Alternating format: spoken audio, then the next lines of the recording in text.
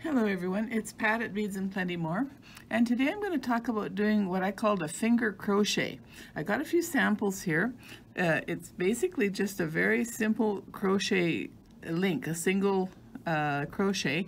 This one I've done with some beads in it, and this one I've made so that it can be the cord to go with a pendant, a little bit longer, and then that's in 1mm rat tail, which is like this, so just a simple little thin rat tail.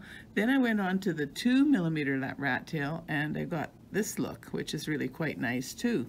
So they put that on the wrist. It looks like I haven't finished it yet, so here we are, just partly done. Makes a really nice bracelet. And then I decided to move on to use leather, and look how nice the leather works with this product, with this technique rather than product. Yeah, see, you get a really nice bracelet.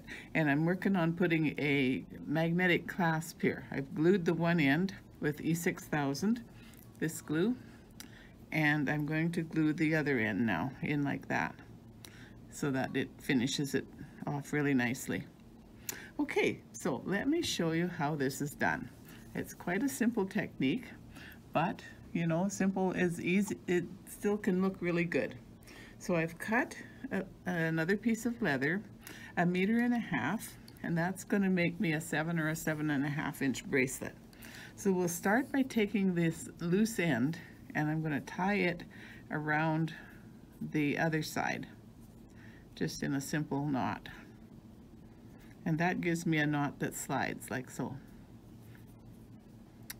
So then, once we have that, we take and reach through and pull up the cord like that. And then I find I have to keep my finger down on it so that it holds it from turning, because I want it all to sit the same direction. So there's another one. Bring it back a little, or just enough to get my 2 fingers through. Tighten it up. And see, we're making a nice cord here. So here you see the cords have turned one on top of the other. I want to make sure they stay the same direction so that my loops are all going to be the same direction on my bracelet. So reach through and pull. You have to pull back the cord quite regular to keep it from taking too long to pull up. So you see what's happening? Isn't that nice? Just a simple single crochet, and I'm sure you could do this with a crochet hook as well, but as you can see, you really don't need a hook. You can use your fingers. And this one I'm going to pull that back because this link isn't quite as tight as the other, so you can give that one a little bit more tug and redo that one. Yeah, watch the tension to try and keep it reasonably similar. Don't want it to be too rough or it doesn't look as nice. But it sure makes a nice cord for a pendant like the green one I was showing at the beginning. It does take quite a bit of cord. As I say, I cut 1.5 meters in order to get 7 inches, or 1.5 yards to get 7 inches. So that is, you know, almost 60 inches to turn into 7. So maybe about 1/10 is what you're getting.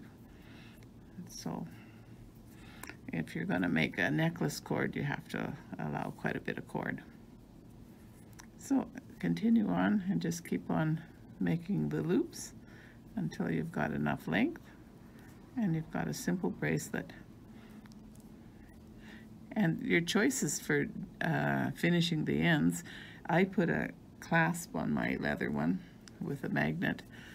This I thought was handy to have a nice magnet, but you could do any sort of slide tie too if you wanted to have it so that you didn't have to use any metal on it.